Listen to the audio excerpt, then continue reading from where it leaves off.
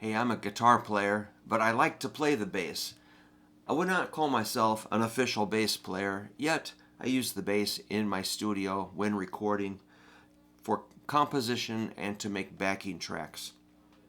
So, guitar players have to kind of approach the bass with respect. You can't just start shredding up the neck and expect it to really sound good with a band, even though you can definitely experiment with that. So I would recommend maybe keeping your notes in the lowest octave initially and keeping an open mind about maybe a higher part. Sometimes it is very cool to venture up the neck, but don't sacrifice the bottom end. Speaking of the low end, with the bass, you can take the tone control, roll it down, get rid of some of the treble, then you won't be clashing with the guitar so much. You'll occupy your own bass frequency. What I do is I usually just lock into riffs that support the song. I'm paying attention to timing. I'm paying attention to chord changes. Bass players have to know the chord progression and when to change. As a guitar player, I actually rely on the bass to make sure I almost listen to that and follow the bass. So you have to really know the song. If you make an epic error on the bass, it might stick out more than a guitar error. So I might be better suited as a guitar player. So last week I wrote a riff out for my students and for guitar, and it was actually a little bit difficult for them to get the timing down. This is what the riff sounds like, and I've got my tone control down most of the way. I'll just play it on bass.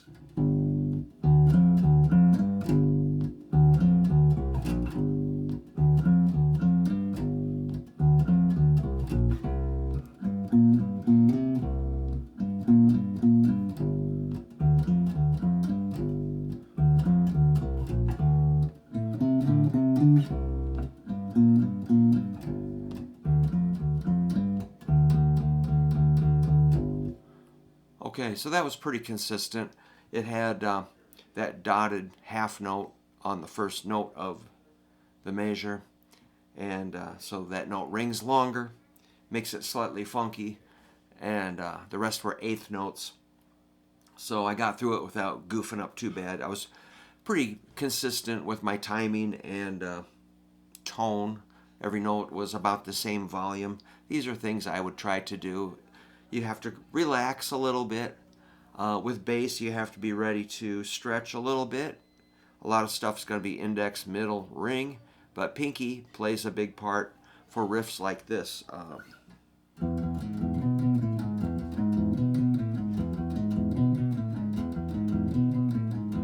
That's kind of inspired by Since I Saw Her Standing There from the Beatles. Or is it? I think it's that.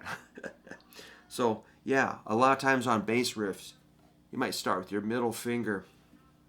That's the root. This is the third. And the fifth up here. With guitar, you might want to start with your pointer finger.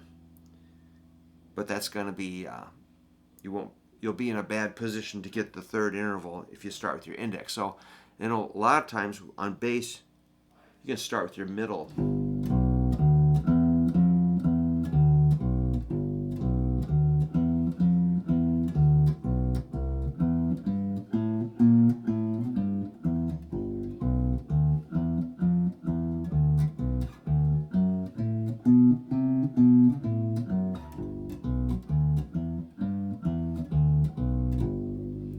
Yeah, middle is, and then the ring finger would be used, at the fourth fret if you we're doing something chromatically there.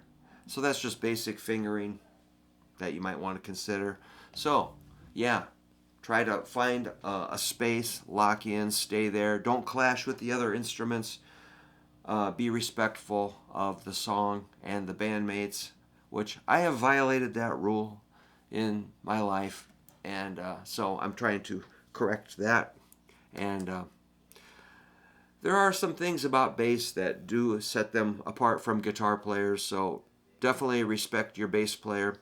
Sometimes it's a thankless job. They're just like, holding the band together and not causing any commotion while the guitar players and singers jump around and act silly.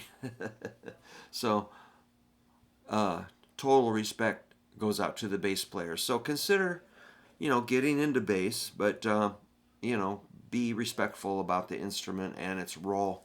And I think you might be accepted. It's possible. What do you think? Am I just a poser, a guy with a bass that shouldn't have one, or am I treading on any toes? Sometimes bass players are a little protective, and that's understandable because, yes, they do get overshadowed by all these guitar players.